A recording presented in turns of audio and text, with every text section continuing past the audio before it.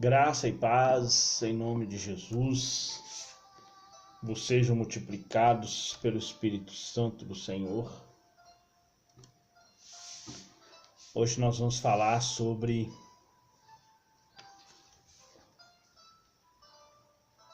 o compromisso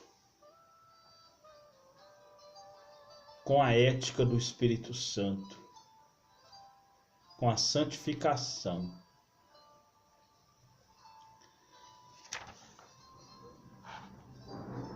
A santificação às vezes é tratada numa perspectiva negativa. Aí perde-se a glória e a beleza desse assunto. É preciso que nós venhamos enfatizar que a vida de santidade ela está amparada na glória de Deus. Deus, ele é santo e ele nos separou para que nós vivêssemos para ele uma vida de santidade. Não podemos dividir a glória de Deus, a glória da nossa santidade, porque Deus não permite, Ele não dá a glória a Deus a outro. Então nós não podemos dividir a nossa santidade, viver uma vida santa por um lado e desregrada por outro. Assim, a santidade é a capacidade de viver aqui na terra de modo que enalteça, que engrandeça o nosso Deus e nosso Senhor Jesus Cristo. Quem experimenta verdadeiramente o novo nascimento não se contenta em viver de maneira menos elevada do que a requerida pelo Santo Evangelho.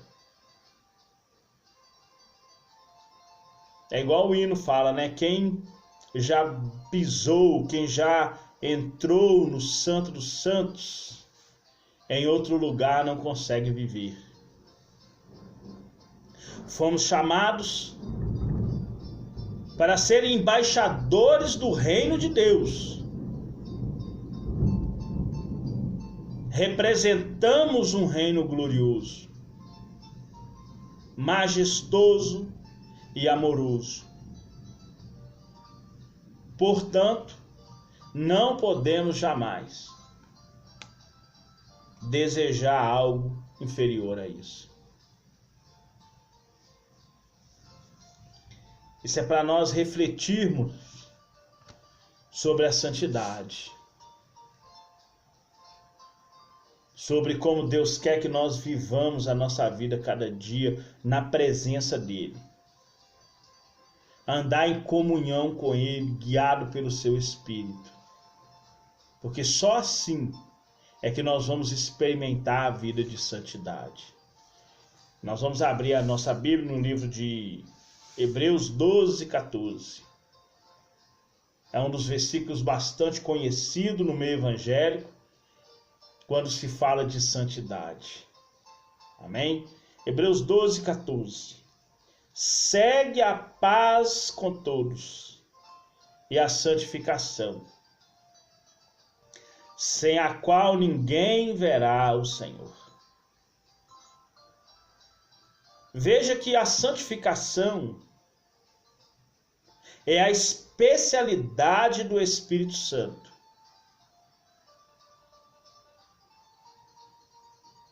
Ela é instantânea e progressiva, pois acompanha o crescimento espiritual do crente. Conforme o crente vai crescendo espiritualmente, ele vai se tornando cada vez mais santificado, até se tornar a estatura do varão perfeito. Essa é a maneira que Deus quer que você viva. Deus é absolutamente santo. Sua santidade é infinita e inigualável. Ele é santo em si mesmo. Levítico 11:44, sede santos, porque eu, o Senhor, sou santo. Ele é santo em si mesmo, em sua essência e natureza. Sua vontade é que os cristãos reflitam esse caráter de santidade. Lá no livro de 1 Pedro 1, sede santos em toda a vossa maneira de viver. Efésios 5, sede imitadores de Deus. Para ser imitadores de Deus, nós temos que andar em santidade, porque Deus é santo.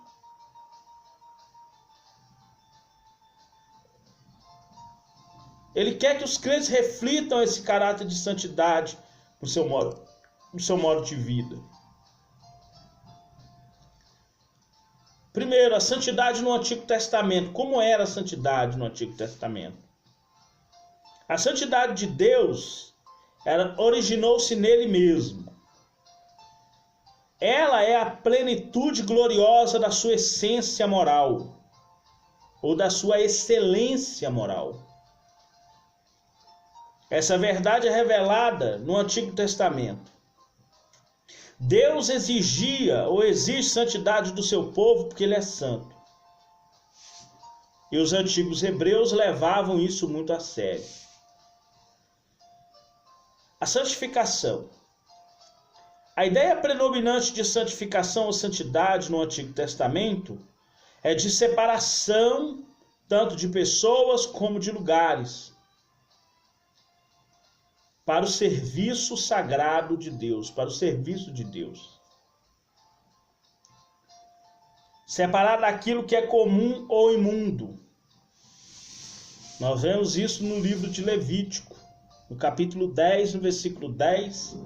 O versículo vai dizer: para fazer diferença entre o santo e o profano, entre o imundo e o limpo. Levítico 10, versículo 10. Era assim que era exigido a santidade. Profano é alguém que se mostra indiferente no que diz respeito ao sagrado. É o caso de Esaú.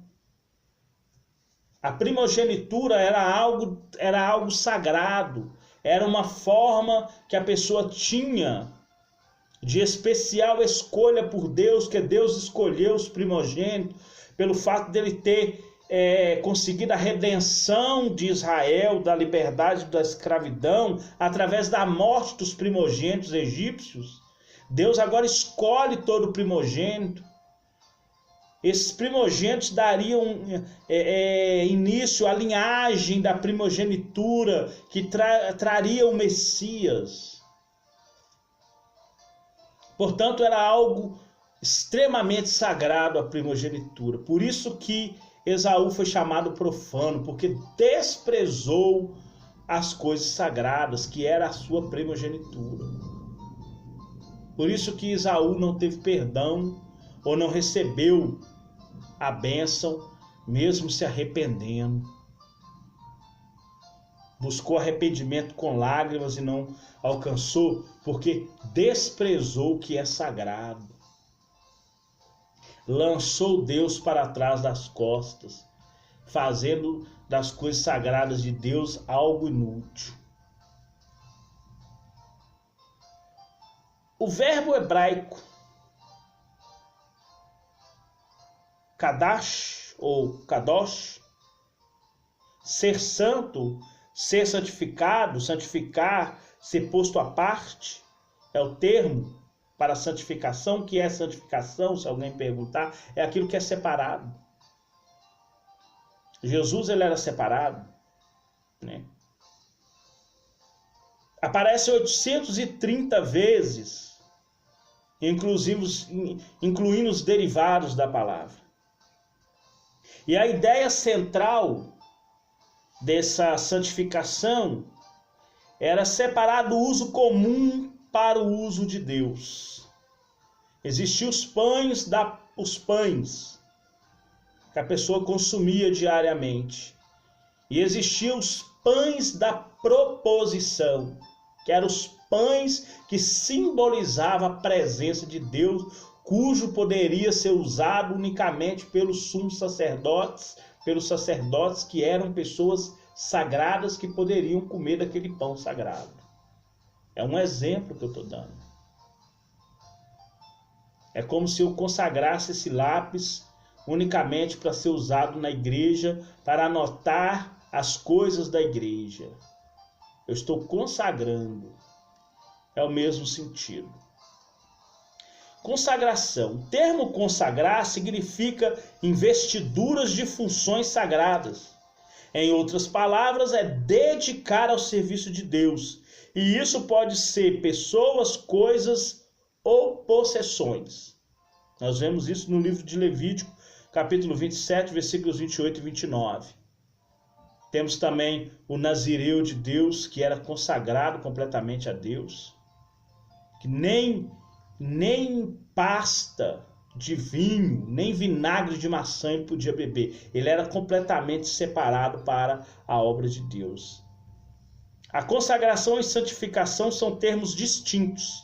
Não significa a mesma coisa dependendo do contexto. Por exemplo, que façam vestes a Arão para santificá-lo, ou que façam vestes para Arão para consagrá-lo.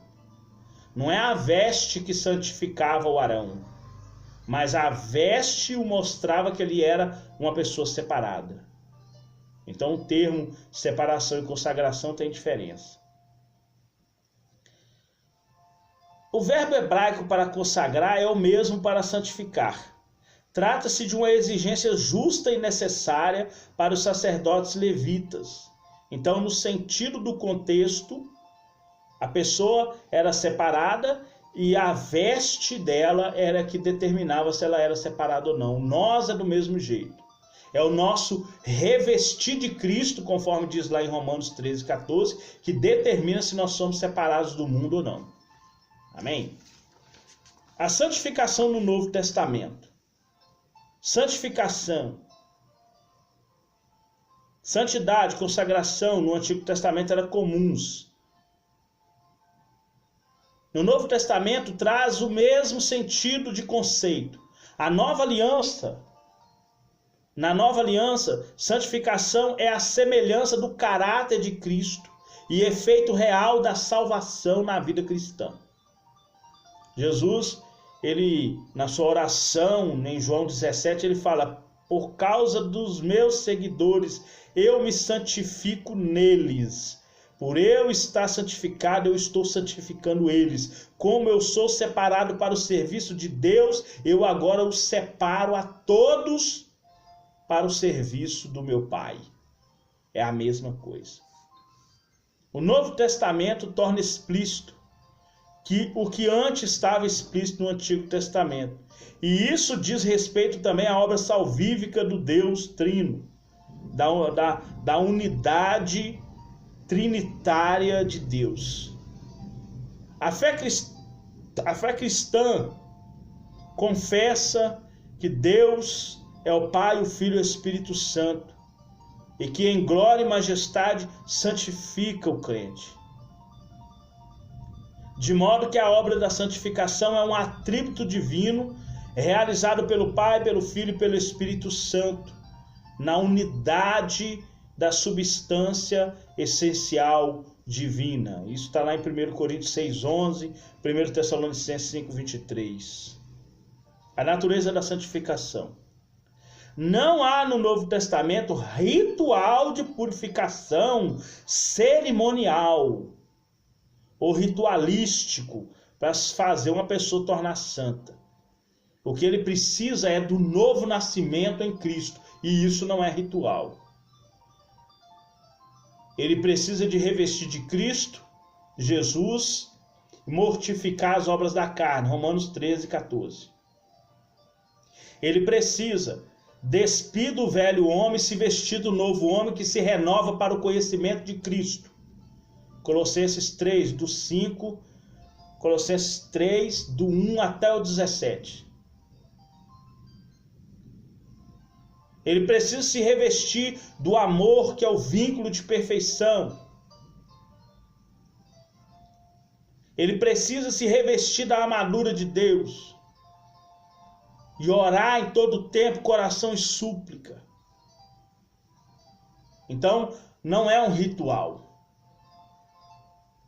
Está ligado ao novo nascimento.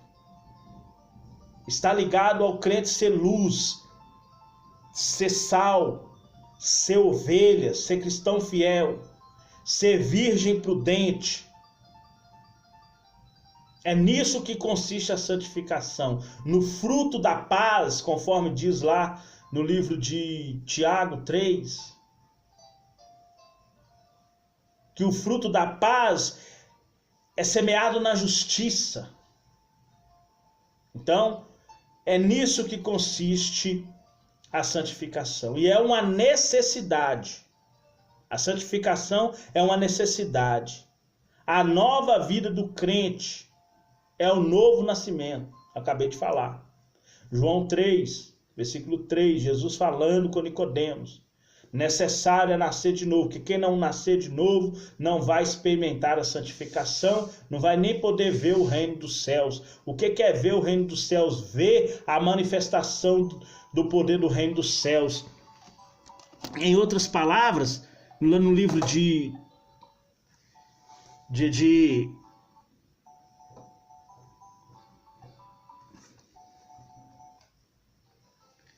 lá no livro de João, ver esse reino é ver o poder desse reino, a manifestação desse reino. Entrar no reino agora é fazer parte desse poder santificador que o reino de Deus exige. Então, ao nascer, a criança continua seu crescimento físico e mental. E isso se aplica também à vida espiritual. Conforme a criança vai crescendo depois do nascimento, assim o cristão também vai crescendo na sua vida espiritual a partir do momento que ele vai se alimentando do leite não falsificado, que é a palavra de Deus, que vai fazer ele crescer espiritualmente a cada dia, até ele estar perfeito para agora se alimentar solidamente.